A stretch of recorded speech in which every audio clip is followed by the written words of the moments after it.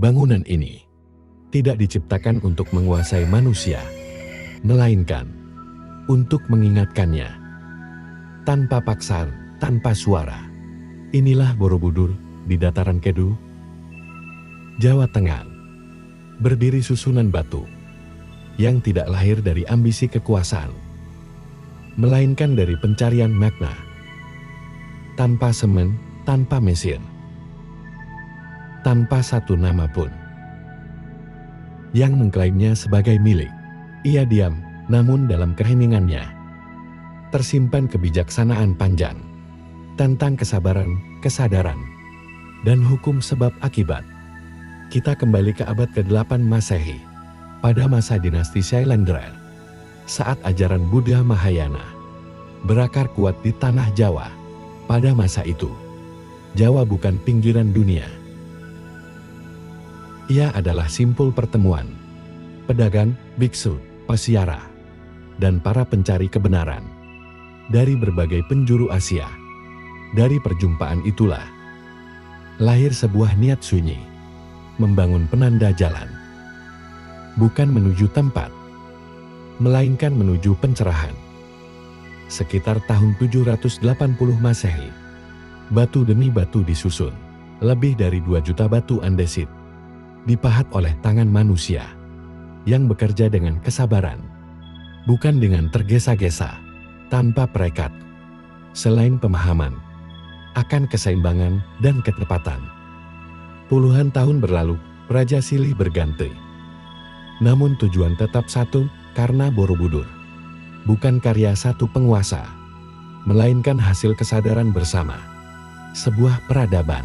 Borobudur tidak dibangun sebagai ruang tertutup, tetapi sebagai jalan ziarah, 9 teras utama, menjadi tahapan batin, dari dunia keinginan, menuju kejernihan pandang, hingga keheningan tanpa bentuk.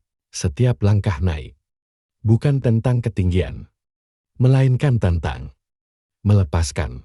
Dan ketika langkah berhenti, yang tersisa bukan batu, melainkan kesadaran bahwa perjalanan sejati selalu terjadi di dalam diri.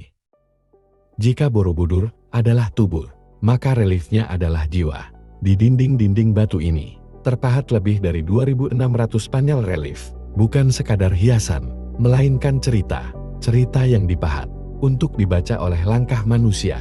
Relief-relief ini mengisahkan kehidupan Sang Buddha, hukum karma, dan keseharian manusia biasa, tentang lahir dan mati, tentang pilihan dan akibat, tentang penderitaan dan jalan untuk melampauinya.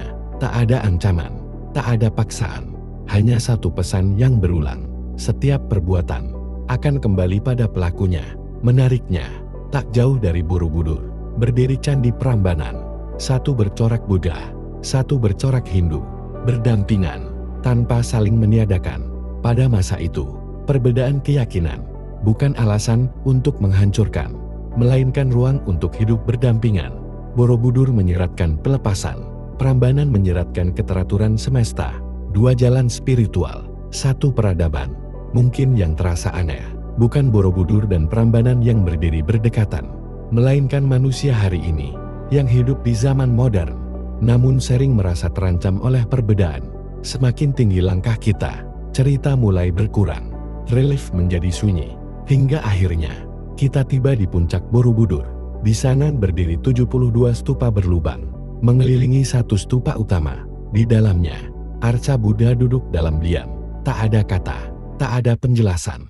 Seolah para pembangunnya ingin berkata, setelah semua ajaran dipelajari, yang tersisa hanyalah keheningan. Namun waktu tidak selalu ramah. Berabad-abad lamanya, Borobudur ditinggalkan, terkubur abu vulkanik, ditelan hutan, hampir hilang dari ingatan manusia, hingga dunia kembali menemukannya. Borobudur bukan sekadar bangunan batu, ia adalah pesan sunyi dari masa lalu, bahwa peradaban besar tidak dibangun dengan tergesa-gesa, melainkan dengan kesadaran, kesabaran, dan kebijaksanaan dalam menerima perbedaan. Dan hingga hari ini, Borobudur masih berdiri, tidak untuk memerintah, tidak untuk menakut-nakuti, melainkan untuk mengajak manusia menengok ke dalam dan mengingat siapa dirinya sebenarnya.